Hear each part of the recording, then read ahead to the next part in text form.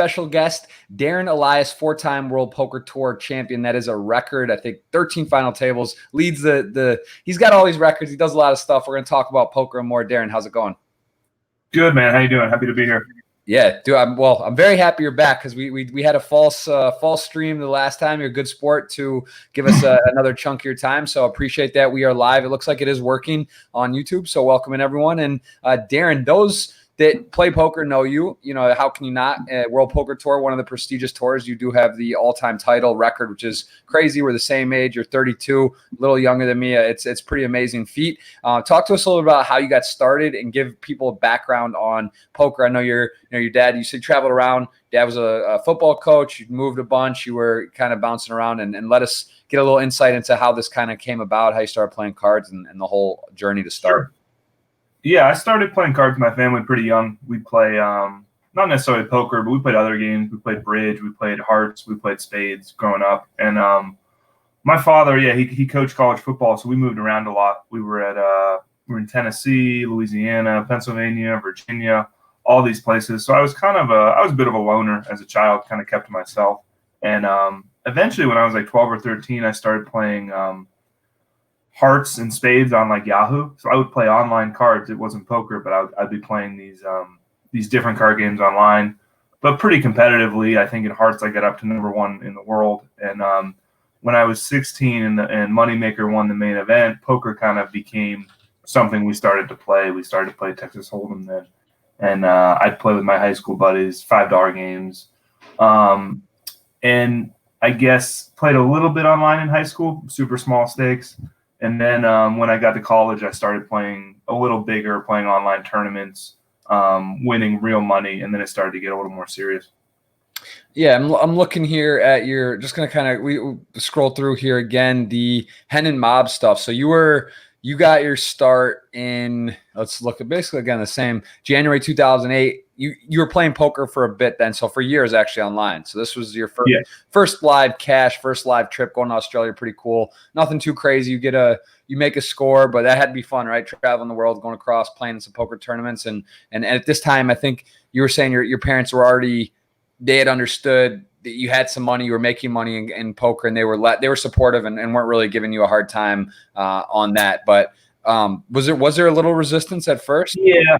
I would say, well, you're pointing at now, January 2008, I would say they probably weren't cool with me playing poker then when I first started playing live. That tournament, actually, I think it was the first semester of the first couple of weeks of the semester in college, and I went to Australia and played poker for 2 weeks.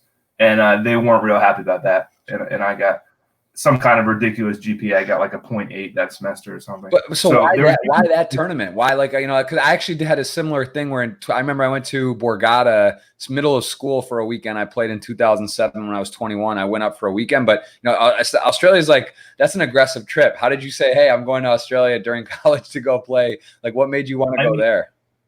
I mean, I didn't really ask for permission from them, but I was playing online and I would just play whatever satellites were running. Okay. Like, it didn't really matter where they were going, London, Monte Carlo, Australia. I think back then that was a full tilt event. And I remember that was pretty fun. It was on like the full tilt jet, like Phil Ivey sitting in the gate area waiting, and I was 19. So that was pretty exciting back then. Didn't have a ton of success at first when I was playing live, but I would bring my college buddies these different countries. We would have a good time, explore the city.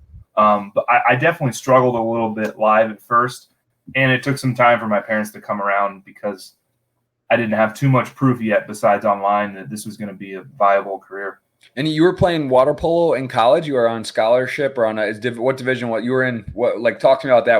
It was a team. You were playing on a team in college? Yeah, I went to University of Redlands, which was D3 in water polo and swimming. So they didn't have technically scholarships money. I got kind of like academic money. Yeah, same. But you were playing at the college level and doing it, so it was competitive. Was there times where you were? I mean, because swimming's generally pretty early, right? You guys have like early workouts. It's crazy. So like, were you playing all night sometimes? It must have been kind of a wild ride to do both. Yeah, I think it eventually like caught up with me when I was up all night playing online tournaments, and I'd have morning practice at 5 a.m. for swimming. And sophomore year, I kind of just quit, and I said poker kind of took over. So I played 2 years of water polo, I think 1.5 of swimming, and Yeah, it was pretty fun. It was competitive. I kind of hit my ceiling in water polo in college. Like in water polo, all the teams play each other. So we're D3, but we're playing like Stanford, UCLA, USC. We're playing all the best teams, and it's kind of a size thing where I'm playing against these guys that were like 6'6", 6'8". Like I can't do anything in the water, and I'm just done. So I kind of hung it up after 2 years of my career. It sounds very similar. I same thing. Soccer. I think I hit my ceiling. It was fun. Played in college some, and just kind of exactly found my love for poker. And I can definitely relate on that. So looking forward here, then 2010, 2009, you don't have a bunch of. You only played or have one cash release, so you must not have been playing too much live, mostly online. Then you have a 195K score, and that looks like the very tail end. I mean, I know the summer schedule, right? So this is end of July, like basically after the main event. You go sort of leaving. I mean, was that a pivotal moment for you to hit that massive score live? Because that's sort of the end of the summer, when I would guess you'd leave Vegas, and what was that like, getting that big of a influx? That was sort of like they call it like the summer saver things. Like at the end of the summer, because I'm obviously stuck a lot of money at that point playing a full series. But back then I would play I'd play all the 1500s, all the 1Ks. Back then I played a ton of events, and to be able to, that was probably my biggest live score at the time. I remember a pretty brutal heads up match where I was playing heads up for a lot of money, and probably had a big piece of myself. So I remember losing that match, but still that was great to put up a good score, get some confidence in the live arena, because I was having a tough time at first adapting from online to live and didn't have great success at first. Yeah, for sure. And so you get a nice score there. I see another second. You're playing 25Ks all of a sudden in 2011, kind of dabbling up here. We're inching our way towards Mr. WPT, because you still haven't had a live major win. It's 2011. You're still young in your career. And now you got Borgata, another good score. You get a 230. You have good trajectory, consistent. But then we fast forward in 2014, kind of out of nowhere. It looks like you hadn't had a six-figure score for a little while, at least live, probably playing a lot online, and then boom, you get a $843,000 score in September 2014 in Borgata. What was that like? I mean, were you kind of heating already on the online? Was everything just clicking, or was this like a monumental? Did this break it open for you? I mean, that was big. I think 2014, at that point, I probably wasn't playing a ton online. Like after Black Friday, I played a little bit in 2011, 2012, but in 2014, I was mostly live player. I played a lot of live cash. But to win at Borgata there, that was huge. I think that was like my third WPT final table. And nobody wants to be the guy that like makes the final table a lot but never wins. So it's like, to get that monkey off your back and win the title, win the trophy, like home casino. I had some family there, so that was pretty special. Yeah, that does seem like it's one of those storybook things where it's all the times you travel, you're in Australia or Vegas or whatnot, to actually do it in your backyard and have everyone there. That's got to be amazing, and a big one too. I mean, at WPTs get good prize pools, but this is definitely one of the, on each year, this is going to be one of the bigger payouts. Huge event too, right? What must be like 1,200 plus entries. So yeah, I think about 1,200, and back then the payouts were a lot more top heavy. So I mean, you get 850. Nowadays, I think it's like 600 or something. Where I guess I won it at the right time payout wise. Yeah, so that's huge. So then, tell me some of the adjustments, because I think this is one of the things I find the most fascinating with guys like yourself that just seem to have such great table presence and live results, and just it's like there's one of those guys you look up in the WPT updates or World Series, and you're like, oh yeah, there's 3 tables left, and Darren's there, 2 tables left, and you have the record final tables as well. What is some kind of adjustments you made for live, and what do you think separates, without giving necessarily your secrets, what do you think you sort of pride yourself on, or that maybe you see that you have an edge on mentally, or just in terms? We talked a little before the podcast when we got cut off the last time about preparation. You're not a volume guy. You'll take breaks when you're hot. You'll press. You've mentioned in some of your articles I've read that's a big thing for you, as well as you size up a couple events and you play those. You're not there at a go stop play just every day at the World Series. You're not playing 1Ks, 1500s. You're in there playing the ones you want to play. You're giving your best. You're showing up on time. Talk to us a little bit about that. And did you have a shift in some preparation kind of to this point, or what clicked for you? I think I kind of like when I first started playing live, I had this like fuck everybody mentality. I put my headphones on. I play my game. I wouldn't be like adapting too much to what the table was giving me. And I kind of be butting my head against the wall, playing a little too aggressively too. I was used to playing a lot of tables online. This was back in 2010. I was ultra aggressive, probably to a fault. And I guess as I played more live, I kind of like open myself up to more information, like take the headphones off, see what these people are about, be observant, watch what they play, watch what they're trying to do at the tables. I think now I'm probably one of the strongest at like understanding how recreational players think, the psychology, like what, even if a guy's not a great player, like what he's trying to achieve at the table, what kind of strategy is he playing, how to defeat that strategy, identifying how certain people are playing. And my preparation, most of my preparation is just being rested and being ready to play. I'm not a huge solver guy. I do some work with ranges and programs, looking at some things just to stay sharp. But I'm not putting in hours and hours of PO solver like some of these guys in the high rollers. But yeah, you said on time and low volume. It's kind of, I play about 50 tournaments a year. I try to show up on time, be at my best every time. Where I never want to be one of those guys that doesn't bring their A game. They're, oh, I played with Darren, but he didn't play very well today. He didn't have it. Like, I never want to be one of those guys, and I pride myself on bringing my best when I do play.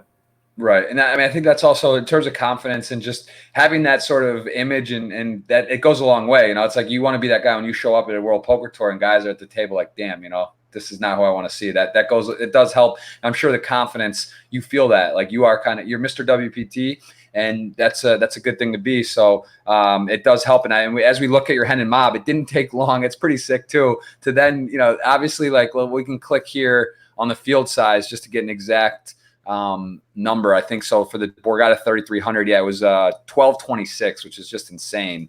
4 million prize pool. And then you decide you go, I guess, was it the very next tournament you played, or at least the next cash you had was a win in the Caribbean, but a lesser field in terms of entrance, but still nice to go. The win-win is pretty crazy in any format, any tournament. How talk to me about that. Did you literally not play a tournament until that, or had you played?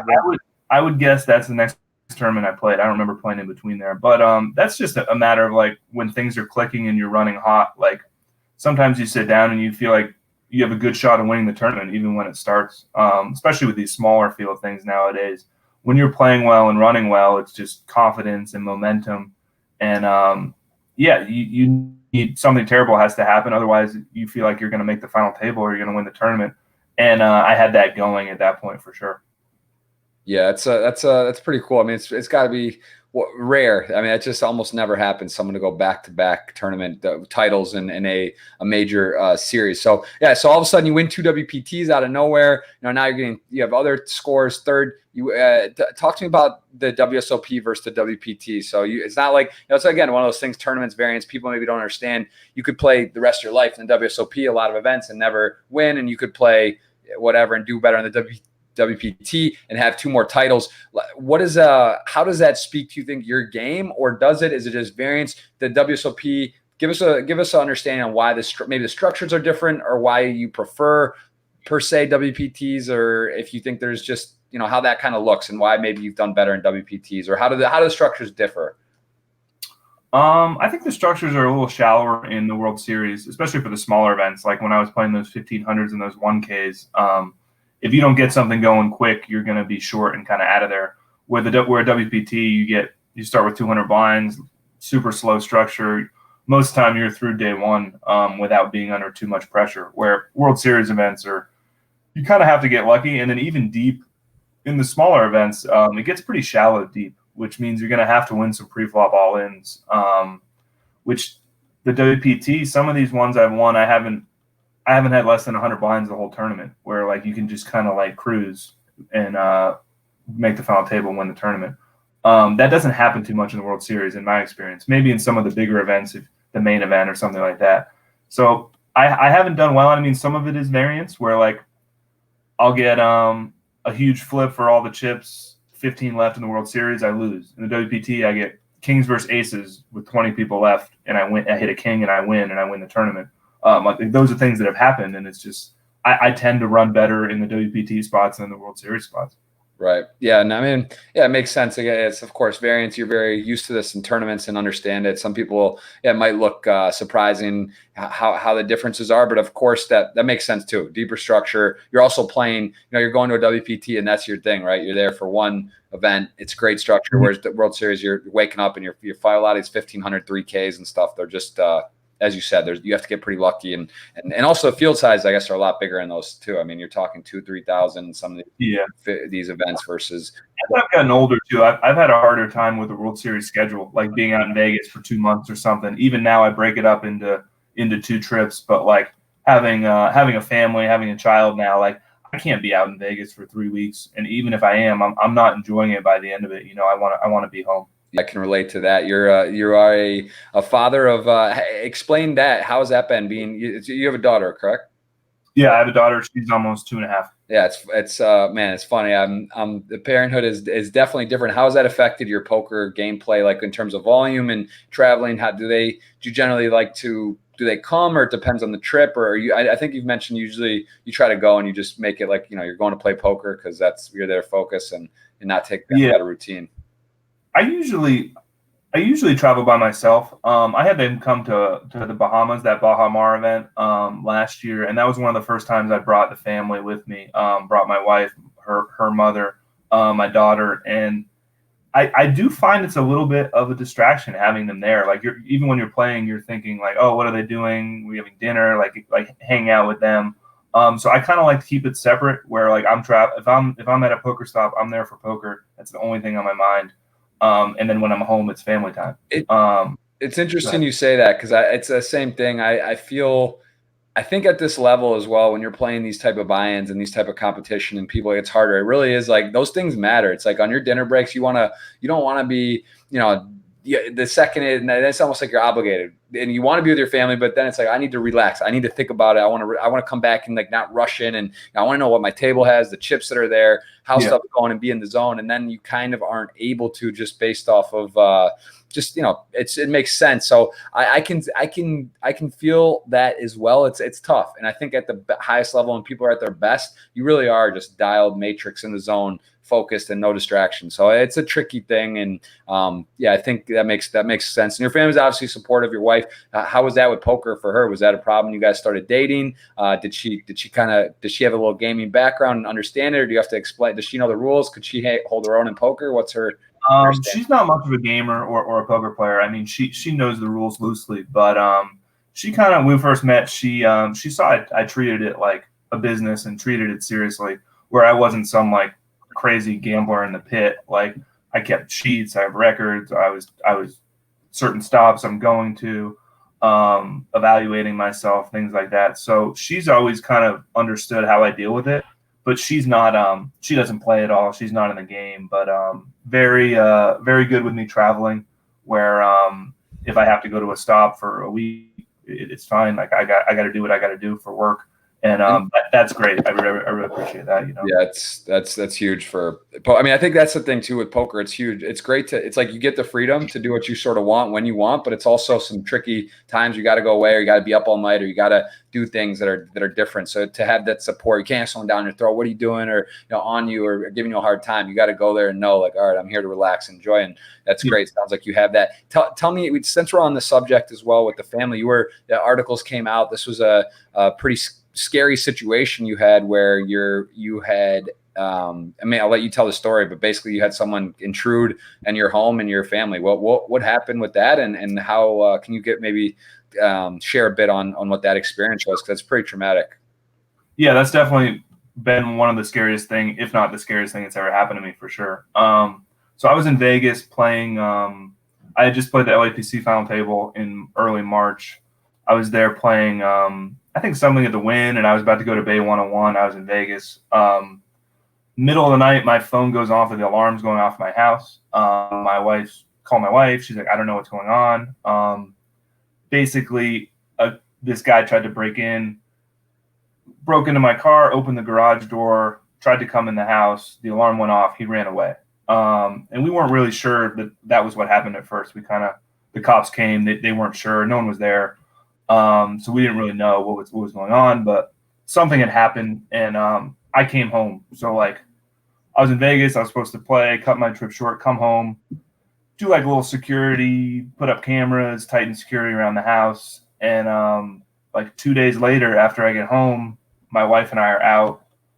My daughter's home with our babysitter, and he comes back in the front door with a gun and puts it to the babysitter's head, says, "Where's Darren keep his money?" And like walks around the house looking for money. The same guy, the guy who was in, and there was an alert, and now you beefed up thing. The guy comes right back when you were gone, and now you're home, and he's just, and you're in, or well, you're not at the moment, but you're back there, and he literally comes right back. Yeah, like 2 p.m. in the afternoon, front door. We live in a safe neighborhood, so it's like something you never expect. But Wow. the guy had basically played poker at Borgata, knew who I was, lived in Philly, Googled my address, and was driving 45 minutes from Philly to come try and rob me like multiple times.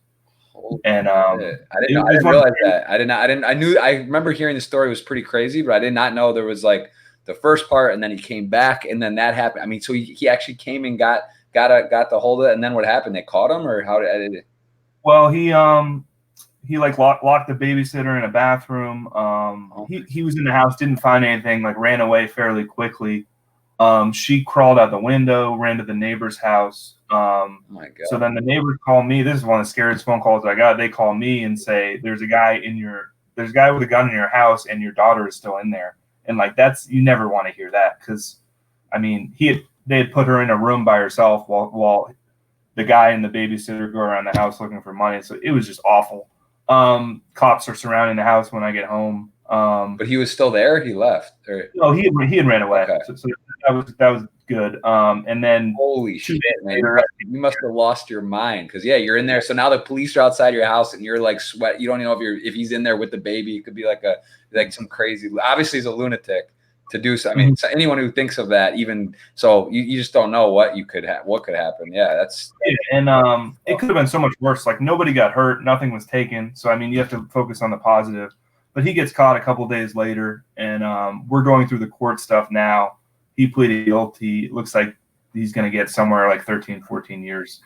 Holy shit. I mean, I was going to say, I don't even know. I don't even know how to quantify. Those are like one of those things that are so insane and scary, like dumb. You don't even know what the penalty should be, because it obviously should be something crazy, right? Like strict. But that's, I mean, I guess it's almost like kidnapping. You're endangering your weapons, your I mean, that's the breaking entries. Yeah. It's like, that is honestly mind blowing. That's like it really is over the top crazy. I know the guy's 24 years old or something, and now he's going to be in jail a long time. But I guess because there's kids involved, and it could have gone a lot worse. Is all I think about. What if I'm home? What if the cops come while he's still in the house? There's lots of different ways it could have gone where it doesn't end well. So I'm just grateful that. Yeah, I mean that's true too, because it's like, if you're there, it's a babysitter, it's a girl, she's sort of, she's helpless, and he doesn't have to, but like, you're in there, you're not just gonna roll over, you got your kid and a gun and stuff, like it's kind of, you just don't, like, things break differently. Who knows what's gonna happen or what he's gonna do or how react. So all right, I don't want to make the podcast about that, but that was definitely, good to hear that everything's okay, and that hopefully no one goes through. I mean, these cameras and stuff are crazy now, and I feel I live in a condo, but even so, it just seems like the world's nuts. There's technology now, and you don't want to be over the top and whatever, but at the same time, I mean, people really do. There's crazy stuff out there, and you got to protect. Yeah, I encourage people, like, take precautions, especially in the poker world. Right. If you're well known, like, information's out there on the internet. Like, try to do what you can to protect your information, protect your house, cameras, alarms, whatever you got to do, because there's crazy people out there. Yeah, that's man. All right. Well, so we touched on family. Everything's all right. That's a wild story. Family supportive. That's great. You played sports.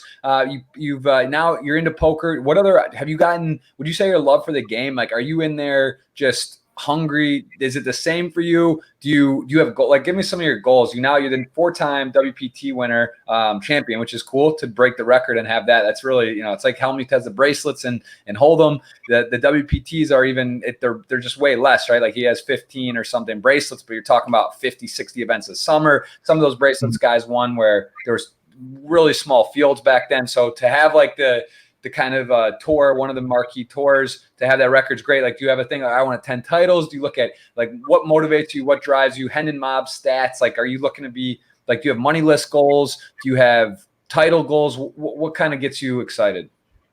I mean, I've always played poker for money. Like, that's always been the primary motivation. But as I've gotten older in my career, I guess I care a little more about the accolades and the titles. Like, when I was younger, I didn't care at all. I just take my money and go out the back door. But as I'm getting older, I start to think more about that stuff. And I don't have a number of titles or millions I want to win or anything like that. It's just trying to keep showing up, playing my best, competing.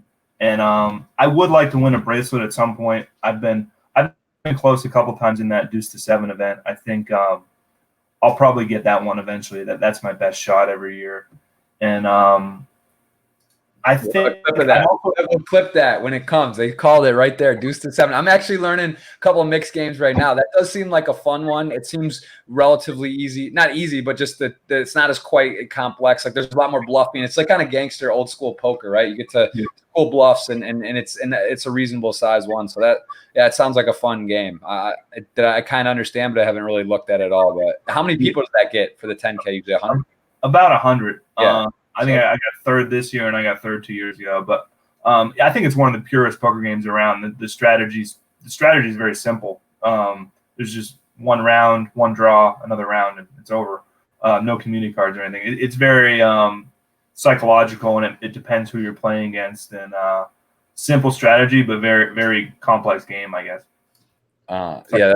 And what other games do you like? So you play PLO. Like, if you had to break down your Hold'em at a pie chart, a Hold'em versus PLO and Deuce to 7 or any other games, what's your breakdown of games? I don't play much PLO at all. I don't really enjoy it. I played it a little bit when I was younger, live cash games, and I just really don't like the game. So I don't play. I probably don't play any PLO in a given year. I play this no limit deuce whenever I can. I'll play cash games or tournaments, but it's kind of a rarely spread game nowadays. So I probably play 99% no limit hold'em, I'd say. I don't really enjoy playing limit games like the other mixed games. Like, I've played some pot limit, triple draw online. I like the draw games better, but only in pot limit or no limit format. I haven't gotten to the point where I'm ready to start making min raises and play limit poker yet. Right. And PLO, that surprised me a bit. I would think you like that game. You just haven't got into, or no. I played when I was real young. I played in like Mississippi in like the Beau Rivage. I was in some big cash games when I was like 21 or 22.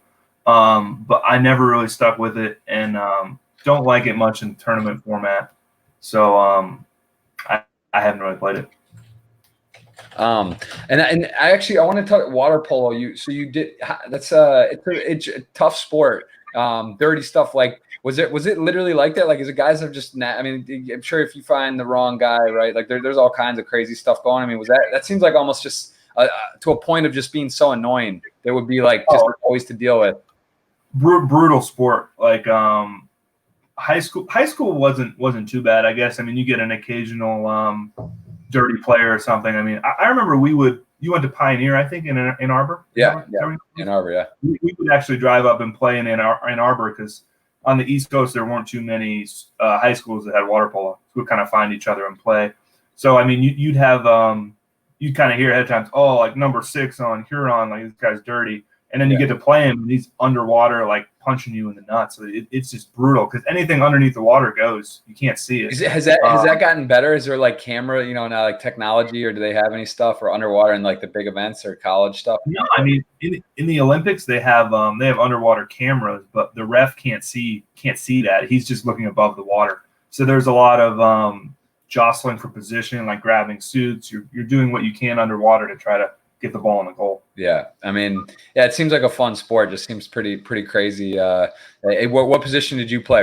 Did you like? How does that work? I was whole set, I guess. I mean, it wouldn't make much sense for people who don't know water polo, but kind of center. Like, it's like the bigger guy you kind of put right in front of the goal. And I'm close. I shoot like short shots and kind of like muscle up with the other. They put the other big defender on you in the middle. Is this, is this where the racquetball came from? Just a heads up, I got to blow your gig. Do not play Darren in racquetball without at least a test run thing. He beat me, I think, 15-0, and I was sort of out of my friends that I've played with in the past, I've done well. Almost undefeated. I don't want to say undefeated, but a favorite in the games I play, and you literally – it was not fun because it wasn't even we got to play. You just like your kill shots and everything was technical and you were very good. So you're a tough opponent on the racquetball courts. How much racquetball have you played in your life?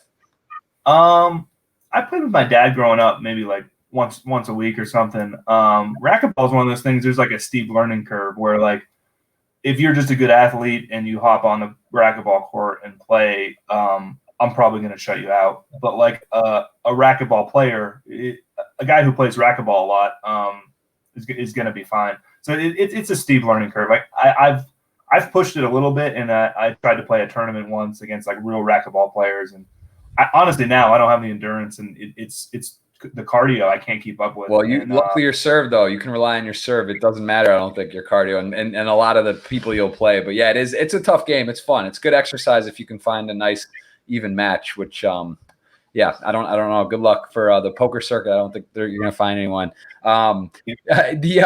So tell me about online poker with like give me your back in the day. What was the peak tables you played? Do you use HUDs? Give me a little feeling because Party Poker now removed HUDs. I saw Stars limited 4 tables for cash, but were you like a 20 table guy? Did you do more focus and less? Did you use HUDs? Like give me a little bit of online Darren Elias history. When I played online, I wasn't a huge volume guy. Never was. Like when I told people numbers, like I was a full-time online pro MTT reg, and I would play like 500 or 1,000 tournaments in a year. So, which seems like some people play that in like a month. Give me an idea what table-wise on a Sunday or just on general, if like Tuesday, Thursdays when it was good. Or like 2 to 4 tables at once on a Sunday, maybe like 4 to 6. Like I would just pick the higher buy-in ones. And I would use a HUD, but I would also like take meticulous like notes. Like I would have huge note files on people where I would write down hands I've seen, specific things they do. And that helped me a lot when I was playing in these player pools where it's the same people every time, like 100 rebuy on Poker Stars back in the day, where I'd have pretty specific reads on certain players and be able to exploit them in some spots where I always like if you look at Sharkscope or something, I have like super low volume but high ROI, and that's kind of what I focused on, is like winning the most when I was playing big buy-ins, but not playing too much. Yeah, I think there's something about that. It does seem online. I think people that say they play 12, 16 tables, I mean, I think they're kind of kidding themselves. Like even if at some level, like maybe they still have great results, but to get down once it gets down to probably exactly that, right? 4 to 6 tables is when they can start playing. And so if you're just, the idea is to build a stack and then play, okay, but you're really, it's tough. I mean, it's I get it. Like money wise, I get it. Like more tables, more money if you're winning in all of them. Like if you can play 16 tables with a 40% ROI, that's better than 4 tables with a 60% ROI. But the problem becomes like these 15th and 16th tables, sometimes you're throwing in kind of like garbage tournaments. Like you're throwing in these like $20 freeze out back in the day or something that you're not making much money on, and it's hurting your EV in this 1K or this bigger event you're playing, where I think I would just not play the smaller ones and kind of focus on the bigger ones. Yeah, I find myself even streaming with Twitch and stuff. It happens some days, or on a Sunday in particular, I'm like, oh, I'm just going to play 4 tables. And then schedule gets up and there's all this fun stuff. And then it's like, well, all right, I'm going to do this. And then every time. But so I've focused and really tried to make some cuts because I think it does make a big difference. And sort of like you're saying live, like same thing. If you come 6 hours late live, you're on your phone the whole time, you got 40 things you're dealing with. Like, yeah, you're not going to give it the same as someone who's there on time, focused, dialed in, rested, ready to play. So yeah, I think that's huge, and sounds like you've got the mental aspect down on that. Pretty nice firm anchor of strategy on that. What tournaments do you look forward to the most? So World Poker Tour, is there any other stuff? Like, have you given some thought to Triton? Do you set your schedule up for the year? Do you do it by the month? Give us a little glimpse on your upcoming schedule and how you determine that. I usually stick to the States, Canada, Caribbean. I like to hit most of the WPTs in America. I think I'm going to miss the one on the bike. I don't do as many of the West Coast ones anymore. I like playing at Playground in Montreal. I like these new party poker events. Like I'll go to those. I like big fields, guarantees, to be able to win a big chunk. Like my thing is, if I'm playing like 3K to 20K buy-in or whatever, I like being able to play a big field where I have a big piece of myself and bang off a big number if I win. I'm gonna play a couple bigger buy-ins this year. I actually just am looking at London to play the Super High Roller Bowl in a couple weeks. I think I'm gonna go out and try that. Because that is something I'm kind of putting the BPO, the British Poker Open, the one. Okay, yeah. I think I'm gonna go and play the last couple events there. Where that's another goal where I'd like to have some success in those super high roller fields. I don't play a lot of them, but it's kind of eluded me over the years. I've played a couple of the 100Ks, a couple of the 50Ks, and haven't been able to break through yet. Yeah, and this is always interesting, but personal and not just curious on your thoughts on that. Is that like the swapping, staking, those type of things, like you said, in these 3K, 5Ks, 20, 25Ks can have the majority of yourself or all of it or whatever. Where do you like? Let's just say the Triton that just happened in London, 100,000 pound, rebuy event, pretty juicy, was unbelievable. Was there for that, didn't play, just doing some commentary. I got to see it firsthand, a lot of the stuff. It was unbelievable. Is there like a point where what's your outlook at like a certain level? Do you feel that selling a huge piece of yourself or whatever is not genuine, or you just would would you rather play a 10K that's a pretty good event, all of yourself, or would you rather sell for a 100K pound event and sell whatever, a big piece of yourself? Like, do you feel that it's that big of a, is it part of it you just don't want to sell? Like what to you, how do you break that down, and how do you look at all that? Because that happens a lot. Obviously, the guys playing 100Ks and 25Ks, I mean, they're selling huge pieces a lot. Yeah. I'm in the camp where I'd rather play the 10K and have all myself. I really enjoy playing my own money and also not dealing with the accounting. I mean, it's an accounting nightmare. If you want to go play a 100K, sell 80%, swap out with 6 people, like it's a disaster, and you end up owing money or owed money. Like I don't want to deal with that. I gotta give a plug to State Kings, man. Put it up on there. Let your fans sweat. Put it on there. You'll sell out overnight. And then you just have one transaction, nothing to do, and the whole world sweating you. You got your teacher, your everyone, your uncles, your cousins, you got your friends, you got everyone on Twitter. Old Money D on Instagram is following along, and they're riding and dying with you for $10, and what about that? Yeah, I've never used it. I've never been on that site. You would be the poster boy. You would literally, you would have to limit it. You would have to say, all right, it's $100 cap, and it would go over in a second. Like, I mean, even Alex Fox and Kristen Bicknell, they're selling over there. I mean, I could name a ton of big names that use it. Some for promotional use, some for fun, some because they need to, whatever. But anyway, I don't want to make it I'm just saying, you would literally, I think if you're talking about 100Ks and stuff and you want to do it, I think there would be like, some people do have a tough time with that too. It's like, I want to play my own money. You don't want to feel responsible. You feel bad, but it's like, look, if you're putting out a markup that's fair, or that whatever, and you want to do, and it's for the right reasons. Like, those are the kind of people, like that's someone, like they're never going to be able to have a piece of you. Like Darren Elias, Antonio Esfandiari, these guys, like you can't get access to you to buy a piece. You could go on other sites or try to, play the whatever, but actually to have a piece through you, with you at a fair price, that is a special thing. So I don't know. I mean, I would consider that. I think it's a cool thing. I think you would be shocked, like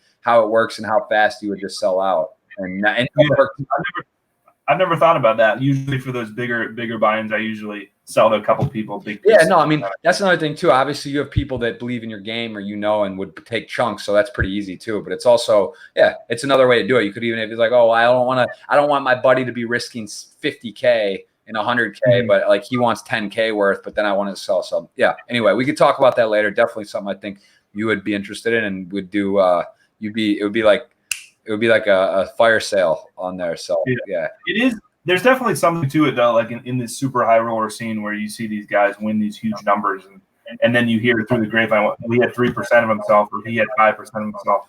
That's a little like false to me, and I don't really. I mean, I get the math behind it. These guys are trying to make a living. They sell at markup, they swap, they're grinding out money. I get it, but I don't really like the idea of it from like a romantic perspective or whatever. Where, oh, you won $10 million and you actually got 300K. Yeah, I was just had Bryn on the last one, and Bryn's not one of those guys. That's and for he, sure. no, he fires and stuff, but it's funny to hear that too, like what percent or what people do and whatnot. But at the same time, I think it's good for poker. You know, some like these 100K, the Tritons are big events and stuff. It's kind of fun to have some of that. But yeah, it's like some point you start talking about maybe there's a group of 20 guys that all are sharing or like in a one pool and they all have it can get.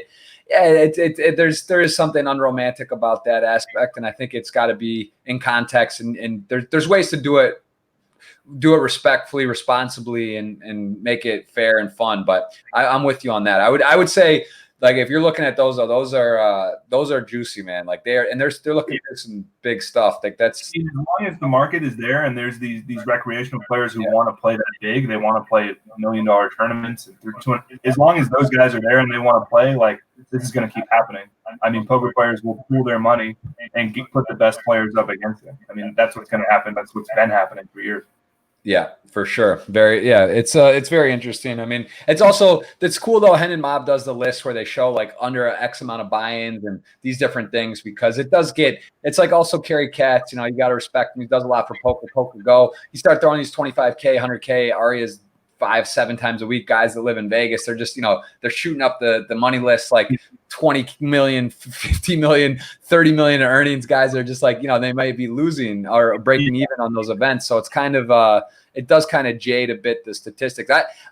I was curious what you think on the keeping track. It's that Mike McDonald brought it up. I've thought about this before too. Like if like say starting January 2020, I don't know if it's even possible, but it's probably not the right play, like based on the reasons why you would do it or not. But to sort of like show your ROI, you know, like it's like kind of funny how you show like mom or something.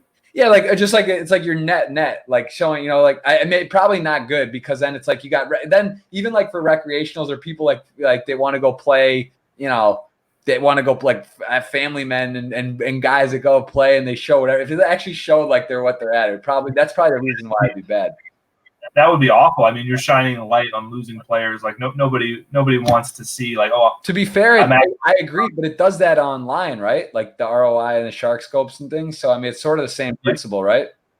Yeah, I guess the shark scope is a little harder to read. I guess the data and it can be construed a little bit, but I would definitely not want accurate profit like win-loss results on there. Yeah, I know WPT used to have like events played, events cashed or something like that, and they got rid of that. You know, it's interesting. Triton does that. They have their website because it's a really interesting. It'll show you like, oh, the 100K rebought 5 times.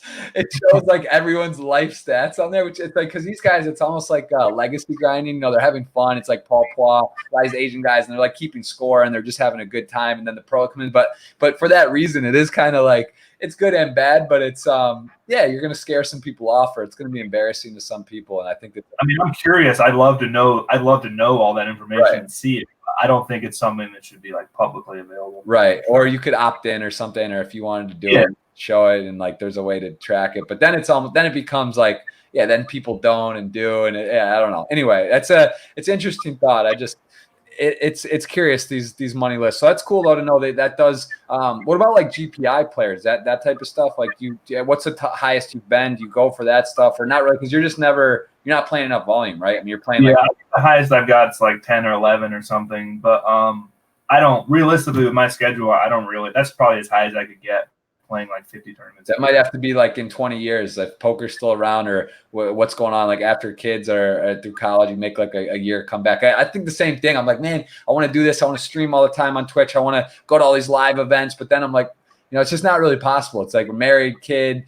It's different. Yeah. It's fine. It just is what it is. You have to be realistic because you can't just do everything. You can't just like say, oh, I'm grind this. Maybe 50, I'll get my second win. I'll be traveling around with Ari at Council Bluffs, Iowa, you know, getting GPI points. Yeah, we'll be the same age, man. You're a couple months younger than me. Maybe we'll do a tour when our kids go to college and try that. So yeah, it's fun though. It's good.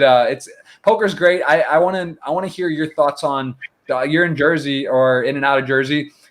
Online poker scene. What's it like there overall? Since it got legalized, would you say can you talk me through a little bit of the stages? Is it disappointing? Is it enough to play on a Sunday?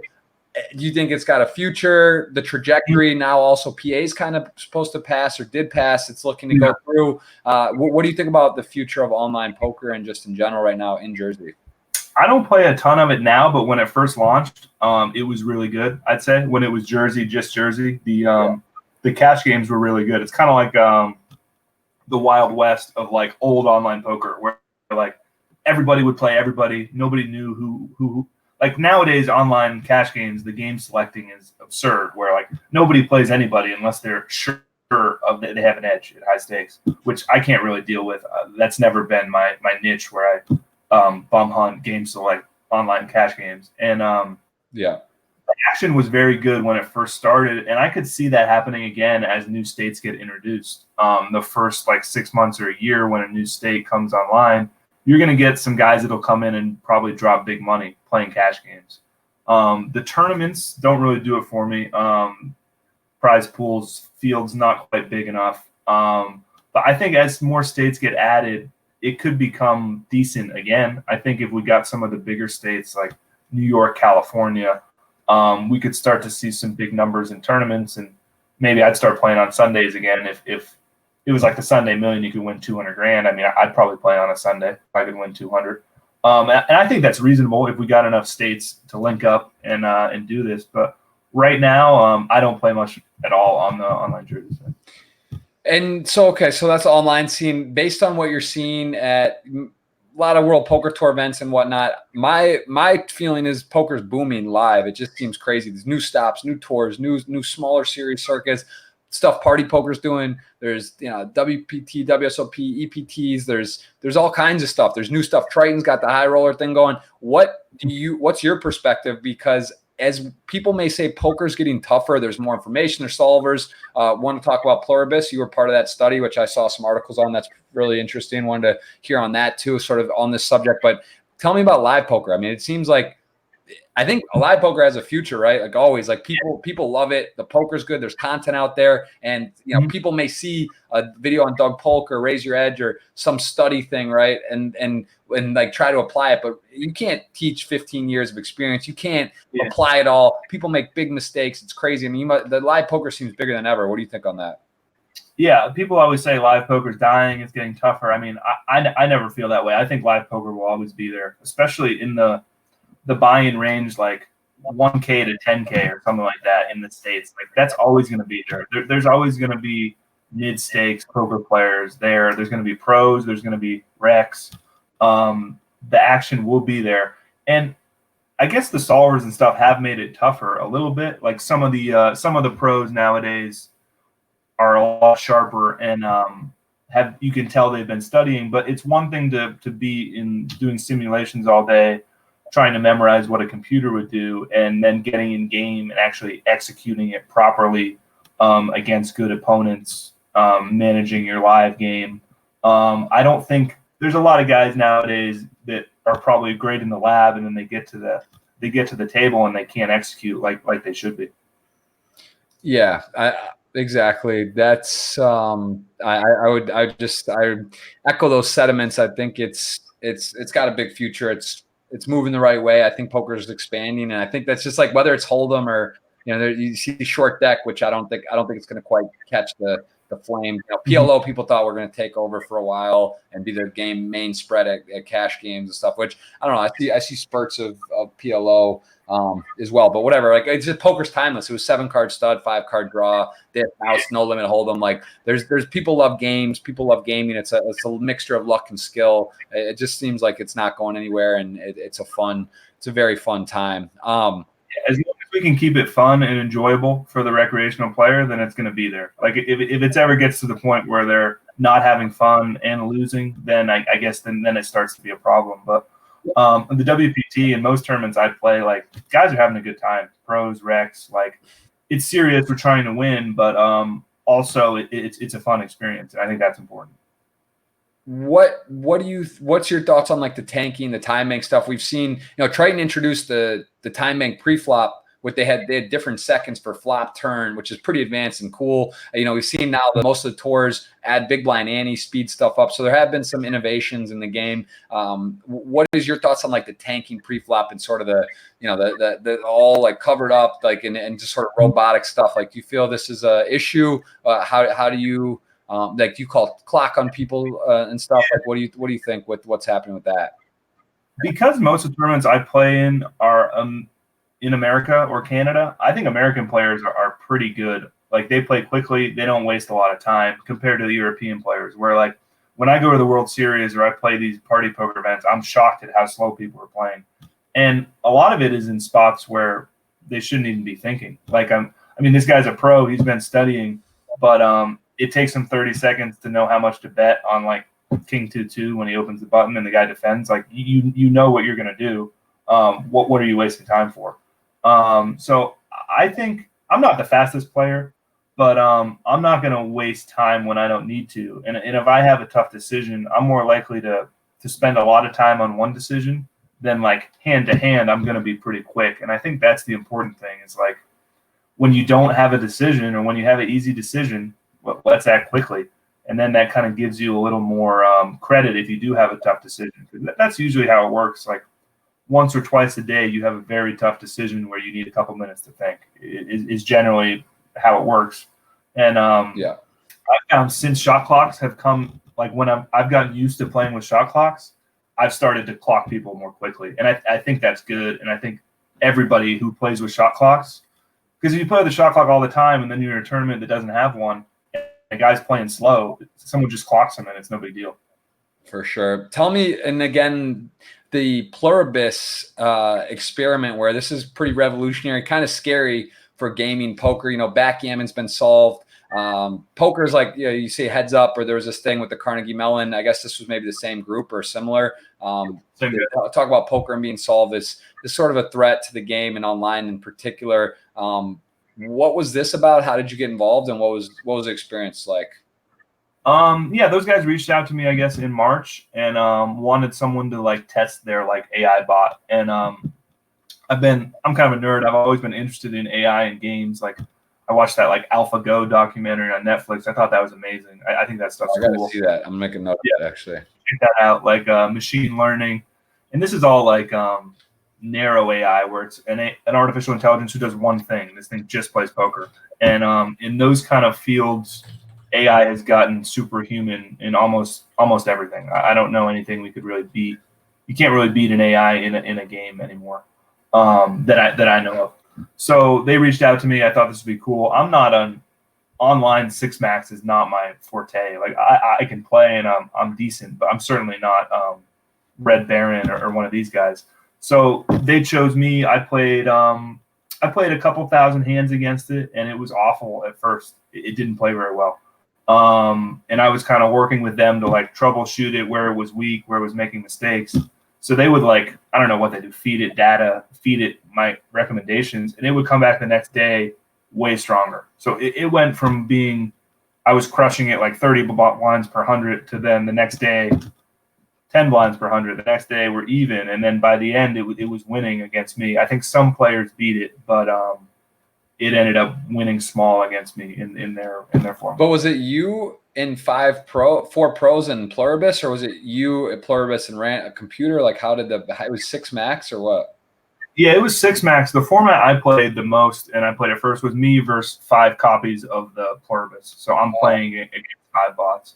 I played that a lot. And then later in the summer, they did one where they had 5 pros and pluribus. And that was with all those other guys. I didn't get to play that one much because I was at the World Series and I didn't really have time.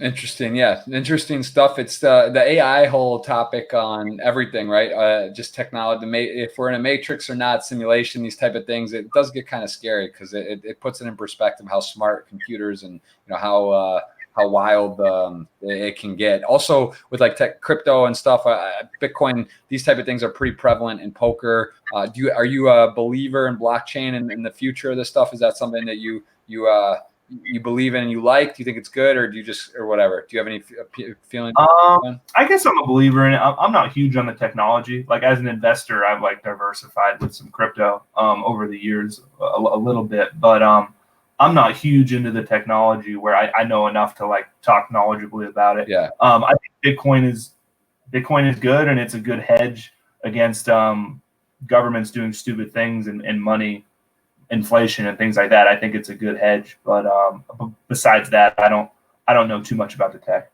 Right. I'm a modeler, I guess.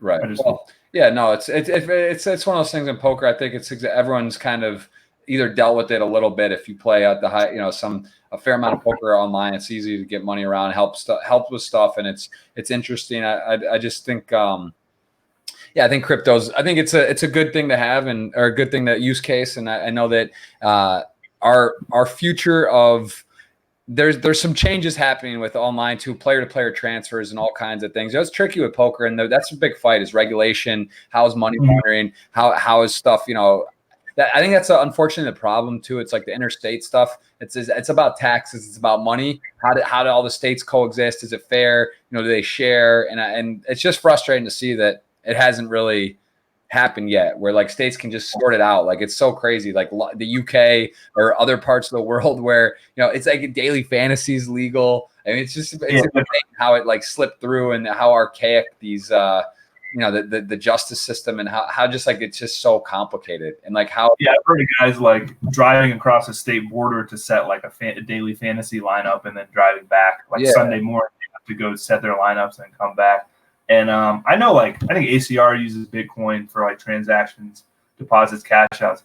I think it'd be cool. I don't know the law, but if we could ever run a live tournament where you could buy in Bitcoin, cash out in Bitcoin, I'm sure that's legal in most principalities. But it'd be cool to see that one day.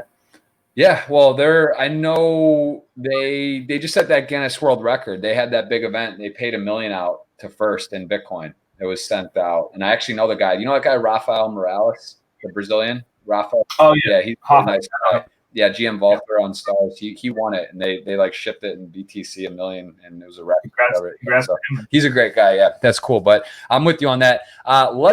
You have we're gonna flash over here to, I don't know if you can see the screen or not, or if you have Twitter on the side, but a ton of questions. Some of the most. So I do want to. We've already been going for about an hour. I want to kind of make sure we get a chance to rapid fire some of these and go through these. So this was scheduled for the other day. We came back. I'm going to go through and we'll just kind of answer any of these you want or don't. I don't. Can you see them on the side or no? Or can you see it on my screen now? Yeah, I can Maybe it's a little bit. Yeah, I can see. It might be a little. I'll just kind of flash it in I'll read it out loud. That's fine if you have it on the side or not. Sure, yeah. This question, I'm not trying to understand. The most expensive bank that you lost it. I thought maybe he means might be a translation issue. What's the biggest tournament you've played that you didn't like? Have you played 100K? You played those. So how many 100Ks have you played? Probably 7 or 8, I would guess. I guess I've re-entered the World Series one, so that'll probably be the worst. Like 1 or 2 day swing. Where I guess this summer I played the 50K twice. I played the 100K twice. So that's a tough week. Most expensive bank I've lost.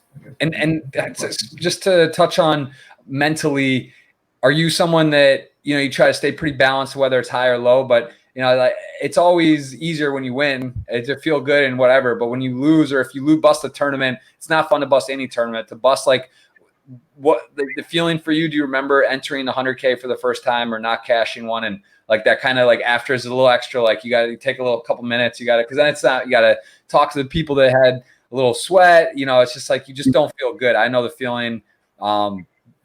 It's just different a little bit, even though it's always the same deal. A tournament. How do you deal with like kind of getting through like a 25K or 100K if you doesn't go well? Do you have any after? Do you feel differently mentally? Do you have a way to cope with it? How do you do that? I'm pretty, I guess, calloused about it, where like it doesn't mess me up emotionally too bad. I do get upset if I didn't play my best or if I made mistakes. The first thing I guess I'll do is try to evaluate my play and make sure that I brought my best. And that'll bother me if I misplayed hands or something like that. But as a perspective from winning and losing, like as long as I played my best, I don't care too much about losing. Financially, it does hurt. Usually I keep the bigger piece when I'm playing those types of events. So it hurts from that perspective, but I usually am in the dumps for like 30 minutes or an hour, and then I'm having a drink and I'm fine. Okay. And I see someone here, Pagmillion69, asking, you like to eat good meat because of what I see posts on your social networks. When you come to Argentina to eat the best barbecue, best brisket in the world, have you been to Argentina? They're asking, when will you come? No, I've been to Brazil, never Argentina. I hear they have good barbecue, good steak, good wine in Argentina, though. I need to get to Buenos Aires. Yeah, I can say it is. I've been once and I enjoyed it a lot. And my wife's Brazilian. You were on a GPI. What was it? I'm sorry, the league. We were both in the GPL. You were on the Brazilian team. A couple of those guys. You got good buddies there. Now you've gone to Brazil. I remember you were there. I saw you there in December a few years ago. You speak Portuguese now? Yeah, I put in an old time. Like I dated a Brazilian girl like a long time ago, 10 years ago. I learned a little bit of it. And then when I was with the Brazilian team, I was in these like group chats with them, and they were talking Portuguese. I kind of understood a little, so I just said like, whatever, I'm gonna put in the time and try to actually learn it. So I studied. I mean, I got obsessed with things, and I studied for hours a day for like 6 months or 9 months, and now I'm close to fluent, if not fluent. It's another thing. Racquetball in Portuguese, you got me super clipped. We got to find something. Maybe golf. I don't know. I'm not good. It's easier to learn racquetball. Yeah, a better chance at Portuguese than racquetball, that's for sure. All right, you have 4 victories, 13 final tables in the World Poker Tour. Lucas Gio asking, which is the one that hurt you the most to lose from those times that you were close to the title and could not achieve it? So, I want to know the reverse of this as well. This guy's looking for the pain. I want to know the one that felt the best. But what about this one?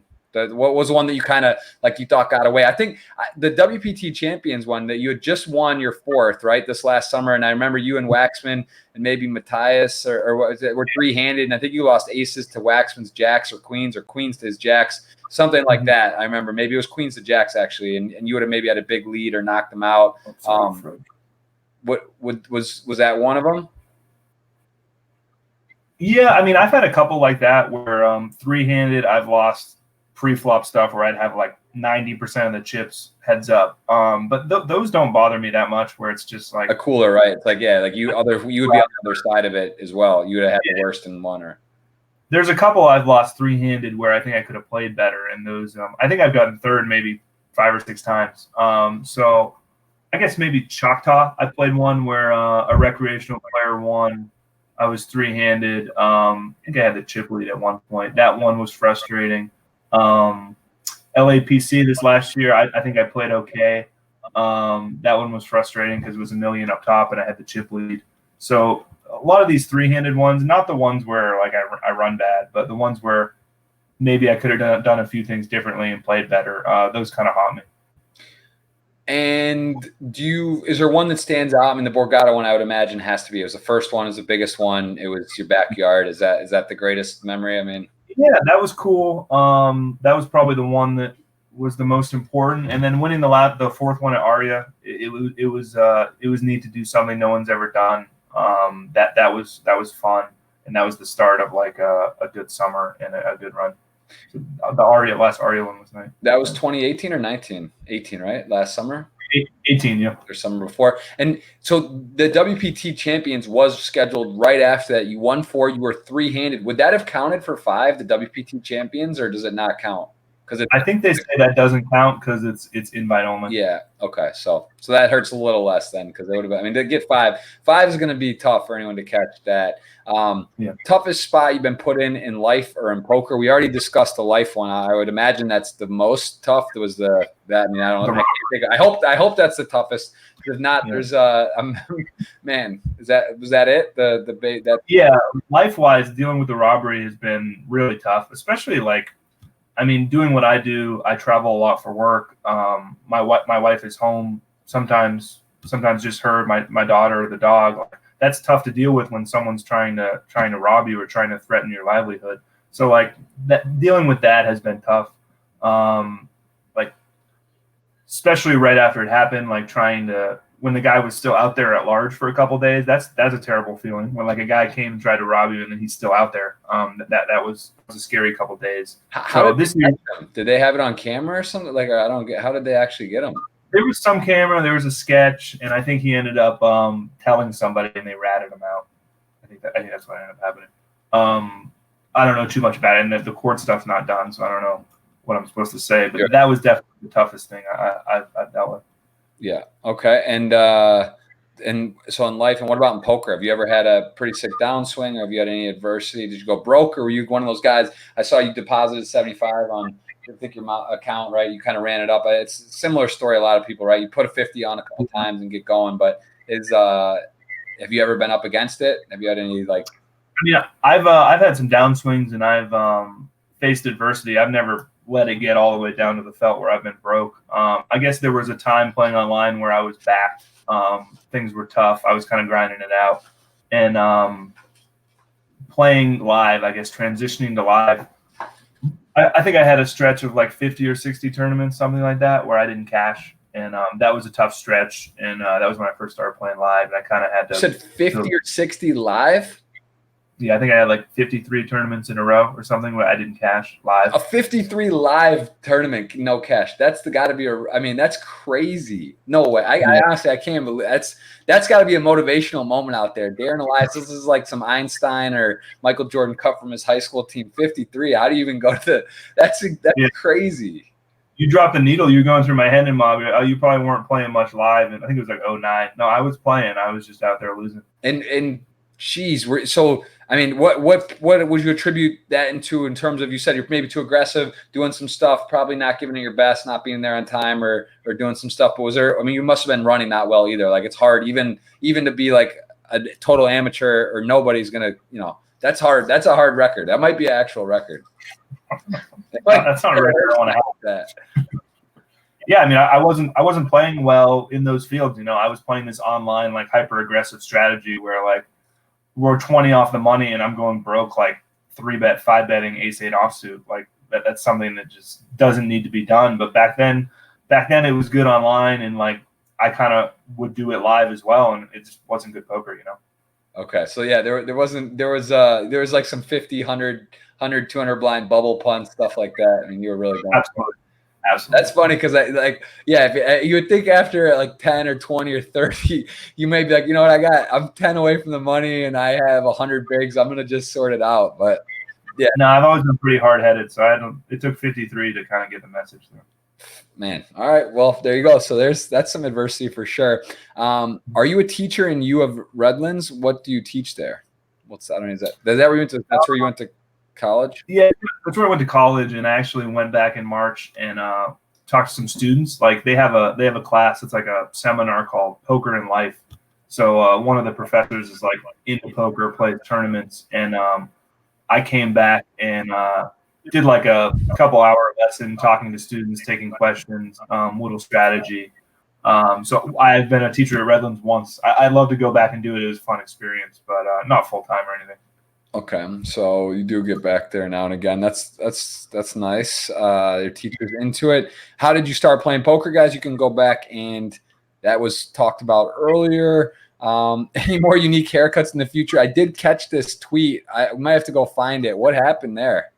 They did me dirty, man. I don't know. I don't have like a regular spot yet, so I kind of just go into random salons, haircut spots, and I didn't even look walking out of there. Like I guess I should have known. It was like a 5-minute haircut. It was like the fastest haircut I've ever had, and I got home and like everyone just started laughing at me. I didn't even know until I got home. Did you end up shaving it off?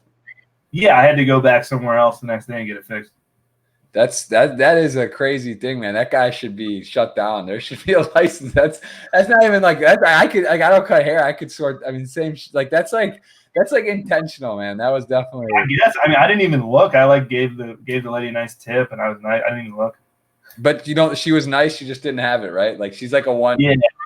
It wasn't like, you don't think you knocked out her son from a tournament or something, and she. No, I don't think it was intentional. Or I'd like to think it was. Okay. So you have Redlands. People are asking about that. Do you play cash games still? Yeah, I play a lot of live cash games, probably more than people think. I play a lot of that DC MGM National Harbor. I played there last couple of years. Probably will play a little more at Borgata. I played a lot of Borgata when I was younger, like 10 a quarter, 25-50, no limit, those types of games. Action kind of shifted to PLO in recent years, and I think now the no limit games are coming back a little bit. So might find me in Borgata on the weekends playing a big no limit game. All right, and favorite place to play? What's the favorite stop everywhere? I really like the Aria. I like playing there. Borgata too. Just always had success there. Kind of grew up playing there. Won my first title there. Borgata's been good to me. Or Aria. Met my wife at Borgata too. So that's tell us about that. How? What? Where? Just there. I was there playing a tournament, and met her in a bar when I was 22, and just happened. Damn. Met my wife in Atlantic City. Darren Elias, the end game, got good close game, and now he's got a baby. There he is. Favorite casino game other than poker? Craps. I mean, I don't gamble much anymore, but when I did gamble crap, I had a good time playing craps. Do you like six-handed poker? Do you think it has a future? Is it here to stay, or just a passing fad? Yeah, six-handed for sure. More importantly, let's get rid of 10-handed. Like, people have been pleading for that for years. Like, it's awful. It's not how the game should be played. And people are starting to speak with their money, which is what matters. Like, casinos are always going to put on these 10-handed tournaments to fit in more tables and save money. But if we stop playing them, I mean, they're going to stop doing it. And they're going to have to make it 9-handed. Like, you see it at the series when everyone goes to the Wynn to play these 1Ks because it's 8-handed and it's nice and it's relaxed. Like, that's what people care about. Like, they want to be comfortable and have a good experience more than grind out every dollar. Yeah, it's the party stuff too. They've been doing 8-handed for the main. It's 8-handed seems perfect. 9-handed is fine. I mean, it seems to be going that way. Honestly, I think 7-handed would be kind of fun because there's no one's really done it, and it's like it's sort of like a nice compromise. 7-8-handed, it's cool. 8-handed is probably plenty good, right? That's almost like I think for main events, like 9-handed the first day is fine, then 8-handed deeper, and I think most events are kind of shifting to that. 6-handed tournaments are great, but it's kind of a different beast. It's a different game than 9-handed. All right, I see another question here about favorite poker game momentarily besides Hold'em Deuce to 7. That's the one? For sure, Deuce to 7, low ball. We need more people to play it, but it's the best game out there. Should there be a Night of Champions tournament from WSOP and WPT at the end of the year? Should there be a night? I don't know. I guess they're saying a combination of the WPT and WSOP champion. I don't know. Sure. I mean, there's not much crossover, I guess, in the I mean, I like the Tournament of Champions. If we're talking about WPT, I think that's a fun event. That's a good event. Everyone knows each other, a lot of added value. That's fun. But usually they don't mix the WSOP. Right. Someone asked, what is better than victory? I don't know if I understand the question. Is there anything you, I guess, enjoy more than winning those moments? Winning tournaments are so far few in between. I guess people have to understand, too, playing tournament poker for a living, to actually win, it's so insane, like hard. There's like it's crazy, like the difference in getting second or third, like emotionally, versus winning. Like it's out of control. Like you can win $1 million, get second place, and you're still like a little disappointed, that you didn't get the title or the trophy. Victory's great, man. I mean, I love to win. I hate even more to lose, though. I really hate losing, especially if it's something that was my fault. Like that's even worse than winning is good, For sure. How many live tourney series do you aim for per year? I think you said 50 events you play roughly.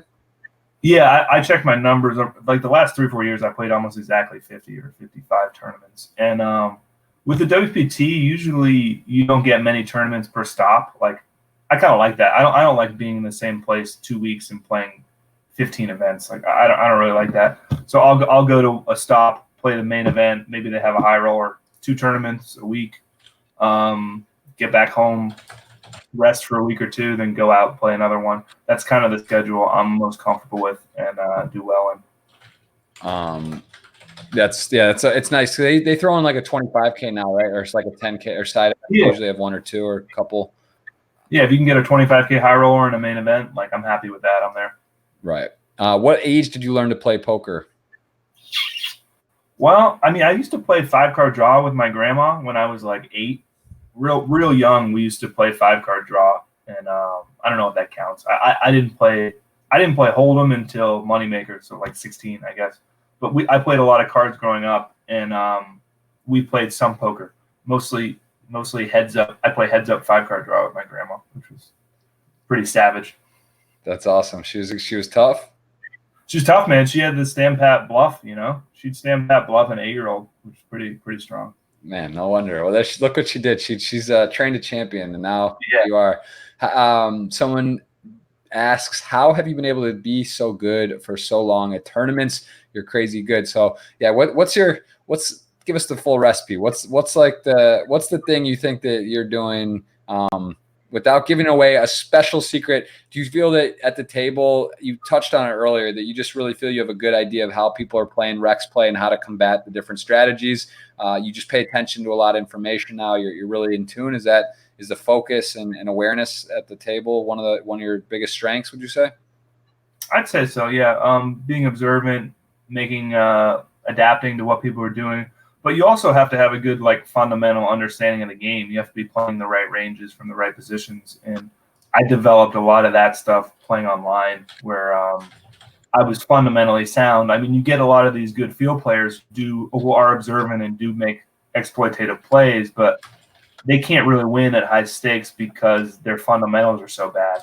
There's a lot of guys like that out there, especially in America, where they're good psychologically. They have good reads on players, but they're opening 2-4 suited under the gun, and they can't overcome that, So you kind of have to be fundamentally good. You have to bring consistent effort, like consistent quality play, and pay attention and observe people.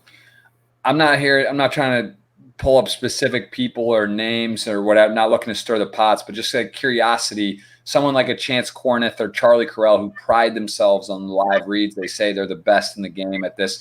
Do you echo those? Do you feel stuff like that's fair? I mean, even if they're not necessarily the best or not, are there certain guys that you just feel are very tough, that they're able to do things live very well? Maybe even they're online not so good, but they impress you live. Is there some of those guys that have some ability? Is there any guys in particular that you think you battle with maybe frequently? I mean, obviously Anthony Zeno, I think he's won 3 titles. World Poker Tour, he's pretty deep a lot. Seems to have that also, sort of known as the WPT guy. Are there any guys like that in particular that you feel you're really impressed with? I guess with the live read stuff, I think it's a little overhyped. At the highest level, I don't think in the 100Ks and the 250Ks, the pros, I don't think they're giving away very much. So I think a lot of that stuff is smoke and mirrors. When you're playing against recreational players, lower stakes, for sure, there's a lot of information out there. Tells and stuff versus guys who don't play very often are there. But at the highest level, pro versus pro, I think there's less of it than those guys would want you to think. But yeah, I have a lot of respect for the guys who have been around, that I came up with, that are still there, still playing high stakes. You had Brent on. I think it's amazing he's still there. He's still playing great. He's still on top of the game. Guys like him, David Peters, I came up playing with, Nick Petrangelo. I have a lot of respect for the guys who've been around 10 years plus and are still playing high stakes. For sure. Favorite book? Wow. Could be a journal, article, anything, stuff you read or information. Do you have anything that you? I read a lot of nerdy, fantasy novels. So I've been in the Name of the Wind series lately. I think it's pretty good. I'm waiting for the 3rd book, so check that out. Interesting. I haven't heard of that. That's one to take a look at. How to manage tilt when you're doing a direct decision, bad outcome when doing just in general, there's times you feel yourself get frustrated. Poker, it happens, right? People get upset, not necessarily tilt, but you get a little irked, or someone gets lucky on you, or they outplay you, or you make a mistake or whatever. How do you deal with that? I mean, you just got to tell yourself it can't be too easy. You're not just going to win every time you have the best hand. And sometimes your mind fixates when you lose, but then you don't really remember all the times you had the worst of it and you won. So, I mean, you're not just going to win every time you have the best hand. You're going to take 2 outers, and you just have to recalibrate, look at what you have left. Don't think about what you have in comparison to what you used to have. It's just a new situation. You had 100 blinds, now you have 20. You're still in the tournament, you have 20 blinds. A lot of people get hung up on that, where they lose a big pot and they're like, oh, I have to get back to where I was. I'm stuck. Yeah, if you had 10 blinds and now you're at 20, you have a totally different outlook. So it shouldn't work like that. You need to just isolate your scenario and make the best play you can. Yep, that's for sure. I think it's easier said than done, but I think that's some of the best players, the people that go deep and squeeze the most out of their opportunities, are able to shift that mindset. Most important moment in your career. So we talked about the win, the Borgata. Is that the most important moment? But maybe even before that, or was there a moment maybe you wouldn't have played poker if you didn't have a score live, or you hit that 195K score? Is there anything that stood out to you, an important hand or result that really kind of you think that maybe shaped your trajectory to where you are now? I mean, if it wasn't Borgata, Borgata was a huge moment. I don't know if it like enabled me to play much more. Maybe like my first online score. I think I won the 11th rebuy freshman year of college for like 15,000, and I probably had like $50 in my checking account. So that kind of like that enabled me to play bigger and play more online tournaments. That if I don't win that, maybe my career gets delayed a little more or something. Yeah, that enabled that type of thing. That's what I'm talking about. Where it was like a jolt, or maybe you're up against it, or just like, you know, like, yeah, if you don't have that, maybe it's all different. Who knows? That's the situation. That sounds pretty significant. Yeah, that was huge at the time. I remember I was in my dorm playing 11 rebuy. The fire alarm went off, and I'm at the final table, and I'm like hiding under my desk with the door locked, trying to close out the 11 rebuy, and got it done. Oh, so they wouldn't kick you out, like they're coming to check. Yeah, they go checking room to room to make sure there's nobody in there. They're like banging on the door, but I was just playing. Yeah, man, you can't get a kid out. You're not getting you out of there. It's like the main event this year with the earthquake. Like some things you. Yeah, that was crazy. Were you in the room? Were you playing that day? Yeah. I was playing, and there was a hand going on at our table, and our dealer was like crying. She was like really scared because we're underneath the like metal scaffolding or whatever, and it was swaying back and forth. And she was losing it. So it was pretty intense. Which guy were you? Did you run out at the door? Did you stay at the table? Did you go under the table? What was your play? I was just sitting there, and I'm like, if this is how I go, I go. Like if the metal scaffolding from the Rio hits me in the head, then I guess that's what's gonna happen. You did, so you didn't give it just at least a duck under the table. You just kind of. Yeah. But you were ready. Yeah. You were ready. You were ready. You were ready. That way. Yeah. All right. Fair enough. I did dart out of the room. I didn't know what was going on. Apparently, you're supposed to go under the table. Is the safest thing. Makes sense, right? If stuff's gonna fall. I guess. I heard Frankenberger ran out in the middle of the hand. Oh yeah. His is a really bad story. I think they looked at his cards too, and it would have been set over set where he had the better set. Like something. He ran out. Just tough. Yeah, my buddy Begley was in a hand on the turn with top pair, and he said he wasn't moving. Yeah, he was not going. He wasn't getting out anywhere. You know Tim. I think Tim Begley. Yeah. Yeah. So it's all. Yeah. It's a moment for sure. It doesn't happen often. You're in an earthquake in the main event. But yeah, that was. I remember that. Favorite poker moment. Like of myself. Just as a question, what's your favorite poker moment? So yeah, any moment that stands out. Like you look back, you tell your daughter, like my favorite thing playing poker. Probably winning Borgata, I guess, with family and friends there. That was cool. I like that. I'd love it if she was able to watch one day. I mean, they don't really have kids at those final tables, but I'd love to be able to win one with her there. That'd be amazing. So all right, so you're gonna be back playing for at least a while until she can see that. If she's 18, I guess. Yeah, if you could get a free $50K in cash or 7 buy-ins into the WSOP, what would you choose? I don't know if I understand the question. Basically, I guess 70K of WSOP or 50K maybe cash now, or I guess yeah. So you're buying for the next 7 years paid for, or 50K in cash the second. Uh-oh, did we lose internet? Shit. Hello. Fuck. Hello. Darren, let me see.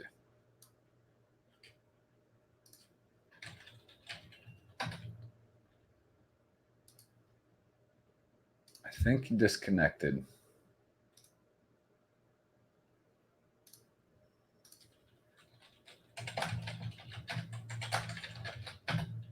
Guys, are we there?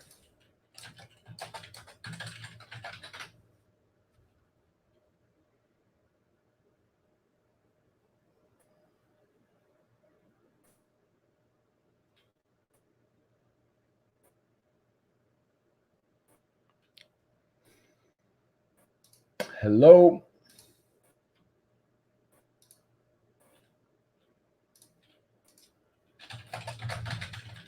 Darren Elias, technical difficulties. Maybe his computer died, his phone died.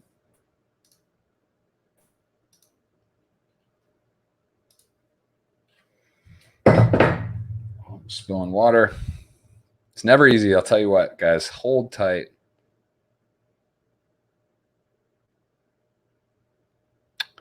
His internet crashed. I think that's okay. Let me send him the link again.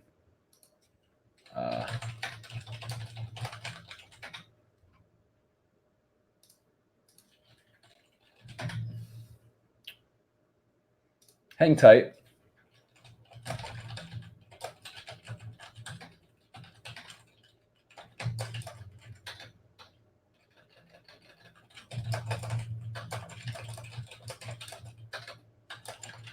I think we should be able to just add him back in.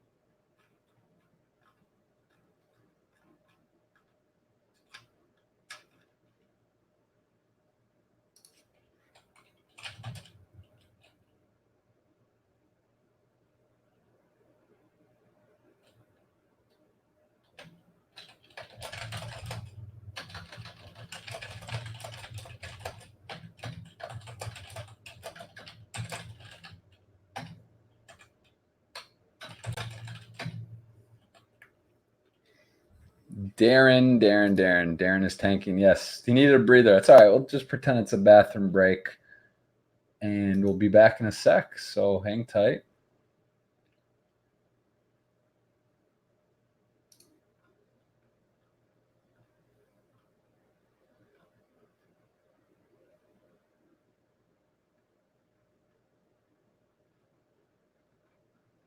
Hang tight.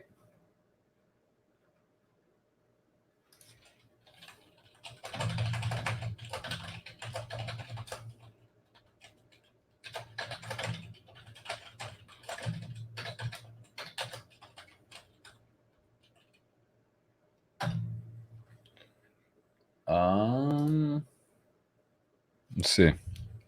See if we can get Darren Elias to finish out your questions, guys, girls. But if that's it, we did still have a podcast.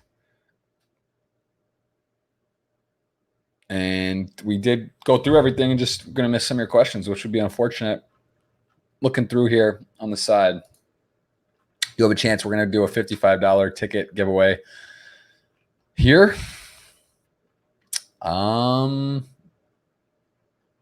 So if not, that would be still a fantastic podcast from one of the class acts in the game and a great poker player, obviously. So we'll see if we can get Darren back here in a minute. If not, we appreciate it. We got some big podcasts coming up. A lot of people you are going to be interested in hearing from, and let's just see.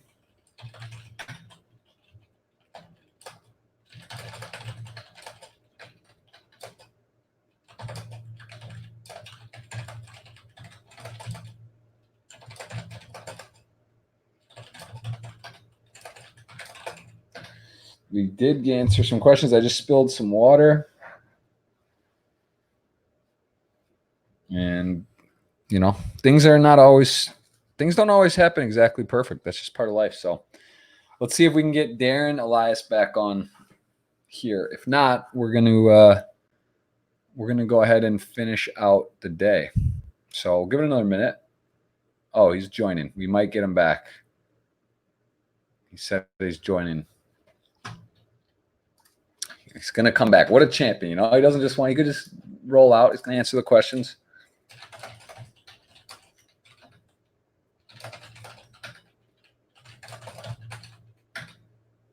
How's the baby? Hogs Bluff? Very good. Unbelievable. He's 4 months. He's so fun.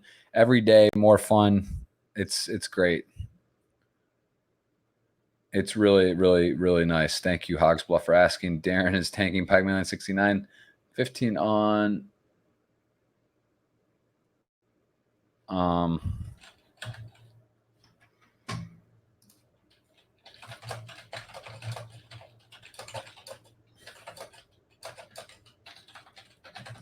Is he back? I don't see him. Do not see him. Oh, there he is. I was just saying to him. We good? There he is. I don't know what happened there, man. It's all right. Things happen. I was going to say, we did answer a fair amount of questions. So if it was that was going to be it. But we can try to knock these last ones out here. Sure. Appreciate you coming back on. Let's just pick up where we were. So we'll get edited anyway. We can get that out. Give us your best dad story. Best dad story. Wow. On the spot. She got all this like Frozen gear. She's big into Frozen. So she's got all these Elsa outfits. So she when your 2-year-old wants to like put you in a dress and give you a ponytail and take pictures of it, you have to go with it. So the other day she had me in full Elsa gear with the gloves, the necklace, and yeah. Sometimes I think like when I'm playing like high stakes poker, like if only these people could see me like yesterday. Like, wow. Yeah. I'll tell you what. Next time we're at a table, that's what I'm gonna envision you dressed up as an elf. Picture me doing the hokey pokey in swim class with a 2-year-old. Yes, that picture that's not good. You don't want to put that out there. I appreciate you sharing that, but that's not the image you want people to think of when they play you. That's awesome. No favorite casino. We already talked about that. You craps, but you don't really play table games, which is good. Let's see here. Favorite moment, each PT, if you had free. Okay, so who is your – oh, yeah. All right, this is interesting. Biggest rival in poker. Do you have a rival? Are there people – it's like kind of a tough thing, even if there's guys you think are tough or you don't necessarily want to say you think they're really good. But is there anyone that you've kind of just held over you? Because I mean, there's a few guys. You're actually on the list of you beat me in some pots or annoying spots that I can think of. Like you're not on my top 3 of guys that I can't believe that they're able to do the things that happened at the table to me. But you're up there. Is there anyone that's like kind of big spots or multiple times you've run into in coolers or just situations ever that you feel is you for whatever reason, not necessarily there? I don't know if I have a rival. I guess I like playing against guys who like think they're the best player in the world, like the highest stakes guys who are like in their head they're number one. And I mean that's fun to play against whenever you play against these guys like Foxen, Stephen Chidwick, Nick, these kind of guys where like they're actually there at the elite and they believe it. That's fun to play against for me. Like I don't know if that makes a rival, but guys like that. The kid, the American kid Ali, he's been tough. I played with him a lot last couple of years. He's a tough opponent. Has gotten the best of me so far. So I guess one of those guys. Right. And do you think are those some of those guys too? Do you believe? I mean, in terms of the best in the world, old school, new school, like the mixture. I mean, what do you think? What do you look as yourself when you're at your best, or what would be your perfect poker player, like the kind of blend? Like what things do you think? Is it more, is it a mixture of the studying? Is it like what? Technically, if you were to put together the perfect poker player, like what does that look like to you? Like, give me some attributes that you think are maybe just overall for like a poker player. I mean, it looks like the guys you see winning these high roller events. So it's like naturally good, intuitive poker players who have also put in a lot of time and studied and know the spots, have played with the solver, have figured out how to randomize and play some spots like a computer would, but they're also very good live. They're also very intuitive. And I think that's what you see in a lot of these top guys. Stevie, Nick, the Greenwood, those guys. I think Bryn, I don't.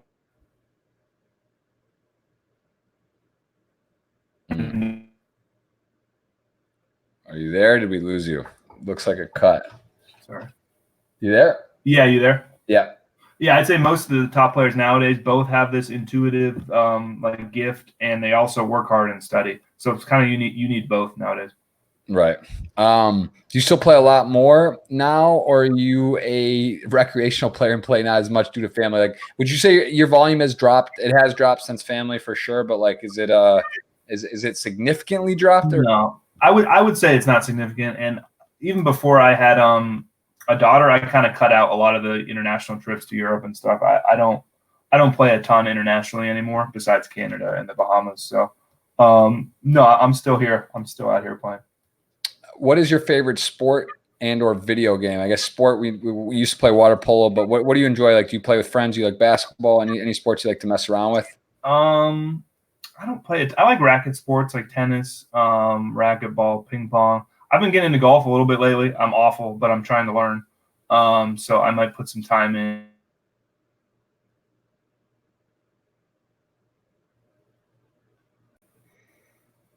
All right, you're cutting out a bit. Is that did you cut out there a second? But I think I heard you say golf. Yeah. Okay. The thoughts on pluribus, that we've talked about that as well, guys. So this was already answered. But what did you think of the choice of the participants for the experiment? I don't know who else. What other pros did they bring in there? I don't remember. They picked kind of like a mixed bag of guys where they had some of the top six max players. They had like the Linus Love and I think they got Tony Gregg, Nick Petrangelo, Seth Davies. They had some elite players, but then they also threw in some guys that like online six max is not their forte. I mean, I'm one of those guys. Chris Ferguson was in there. So they were pretty cagey about it, where I think they didn't pick the hardest lineup possible, but they did pick some of the best players in the world and threw them in with some players that's not their best format, and then averaged the numbers together. So it's interesting. Okay. So this is in terms of goal setting and with different milestones. It says, Shane Stevens asks, with every success, do you think it is important to readjust and reevaluate goals? Do you look at it like a poker tournament where every hand, you got to readjust? Like now, okay, I won 800K. Now I did this. Now I busted 100K. Do you sort of keep a general game plan, or do you kind of are you literally always adjusting based on your role and what's going on, or do you just sort of keep things steady, or do you make big changes? I mean, I imagine now you're pretty secure, winning or losing. There's different inflection points, but does your day-to-day change based on a year, like in what terms of volume you're playing or buy-ins, or not really? No, like any one tournament, any score isn't really going to change too much in my life at this point. So I'm pretty steady, even keel on that stuff. So I don't, nothing day-to-day is going to really shake me. Big win, big loss. So I just try to do the best I can with every decision. We got a question live here on the YouTube chat, asking top 5 tourney player list. Give us could you rattle off a couple names? You kind of did. You rattle some. Yeah, I guess those guys, Stevie, Sam Greenwood. I'd put Nick in there. Guess Ali. I think Ali is very good. He's young but well studied, strong player. Who else could I throw in that? Did I say Tim Adams? I think he's great. Mm-hmm. Yeah, he seems to really have kind of emerged. He's always one of those guys that's been his 5'10" 6 max graph was the sickest thing I ever seen, and then he just seems to be killing the high rollers now and really made some adjustments as well and being merged there. How many beers can you drink in an hour? Bill Mannion asked. That's funny. Probably I'd say like 13 or 14. I guess maybe if there was. Bill. Yeah, we actually did that. We tried to do that, and that was the number. I did that with him. There it is. It did. It seemed like I had a feeling you knew this guy. I saw that question pop up. I'm like, okay. Shout out to Bill. Biggest difference between cash and multi-table tournaments? Probably like the importance of pre-flop play in tournaments where you have to play the right ranges, especially as you get short. Cash games are more deep. It's more of a post-flop game. Where you can kind of get away with playing fundamentally unsound in some cash games, especially live, especially deep. Tournaments, like you can't be making bad calls with 30 big blinds. You're going to get eaten alive. When did you realize you could be a pro? When was this poker was your path? Like, did you have a moment where you said, you know what? Because kind of through college you're playing, and then you get out of college. Did you ever consider a job? Was there a time where you're like, or you just knew this poker was for you? It was before I graduated college, I'd say, probably like junior year of college, maybe. Basically, when I was starting to make like 6 figures online, that's kind of when I realized like I was in these hard classes. I was studying physics, and I wanted to work for NASA. I was like in these super hard physics classes and playing online poker at night. And I did well when online was softer and won a lot of money online. And I was kind of looking at, I could finish this tough degree, work at NASA, and make $80,000 a year. But I just made $200 this semester. Like, which would I rather do? And it seemed like a pretty easy decision. I did have that. Those are my notes my dad does for a guest, which is cool. He sends me sort of outline. I saw that you did an internship, or you were going to work at NASA. That was sort of. Yeah, it was actually the first summer I turned 21. It's kind of like life inflection point, I guess. I had a internship to work at an observatory in Hawaii, like Mauna Kea, I think it was called, and it was either that or play my first World Series when I was 21, and I chose to play the World Series. That's crazy. NASA, that's a strong brand. NASA's like yeah, you know, MIT kind of thing. It's a very exclusive club, so a very high tech, high intelligence quota there. So that's nice to be. You had that as an option. That's cool. Yeah. Kitty Koo Thomas, she's really funny, and she asked my question: why he can't let me win WPT Aria? And then there's a picture of this. What year is this? You in 2010? Yeah, I think that's me. Me in London, 2010. Yeah, long hair, chin strap, puka shells. Yeah, that was back in the day. That was the look in college, man. You're going for it. What is this is this you and Sabine, Joseph Chung, are you friends, or is this a inside joke, or is this random? Like, was there like a thing about you guys were supposed to swap, or you didn't get a piece randomly? Is there something to that, or is that just random? Man, we're cutting here a bunch. You there? Sorry. Yeah, you cut off a sec, but yeah, was there anything to that? Do you know this person? Are they trolling, or is this just random statement? Last I saw was the puka shells. Yeah, I don't know that guy, but someone said because Sabine didn't give him a piece of his 2010 main event run. Is that just a random comment, or was there like something swap? Unrelated to the picture, but I was buying pieces of Joe Chung that whole summer when he like every event up until the main event I had a decent piece of, and then for the main event he wouldn't let me buy it, and then he got third for $4.2 million. Wait, so what the heck? Why? What's the story on that? That seems kind of wild. He was on a heater and hit a couple scores, and I was just buying it event by event, like, oh, I'll take 10%. And for the main event, he's like, no, I'm gonna keep it, like I'm feeling it, and then he won $4 million. Wow. You're a nice guy. I would. That's pretty crazy. That's a little run bad. You know, that's definitely annoying. Let me go back here, and we are cutting again a bit. So, guys, let's see if right. It's my fault. It's my internet here. The internet. We'll let's see. I think we'll do a couple more, and then we got a 55 ticket to give away. Let me just scroll through here. Is there anything else? Anything in terms of if people want to meet you live? Like, are you a guy you like to stop, talk? Do people come up to you? Do you get that a lot, sort of at home or in Vegas? Do people come by and are you getting autographs, or just people want to talk a hand? Like, do you get a lot of people stopping you? Yeah, I don't mind doing pictures, autographs, whatever. I get them a lot at Borgata, WPT, East Coast stuff. Yeah, I don't mind doing that. Feel free. Okay. Let's see. What do you think? How old are you? That's how we're saying. You're 32, right? Yeah, I'm 32. 33 in November. I believe I saw that. And I think we've really, man, there's so many, it's been a lot of questions covered here. And I think we'll see. What about this new Hard Rock guitar? Are you excited about that? They're going to have some huge guarantees. That's a great stop. And that's going to be pretty wild. I think October 24th open. The end of that, there's a series of 25K there plus the WPT. That should be pretty sweet. Yeah, I go down there anyway now for a couple times a year for the Seminole stops. I think it's great. Good series every time, good schedule. And that hotel looks sick. I mean, I think it's going to be one of the best stops. They're having the Super Bowl in Miami. Like, I heard the NFL is like staying there and stuff. So it's going to be pretty sick down there. It's a $1.5 billion hotel. I just saw the mock-ups for it. I'm going to be there the opening day. It's wow.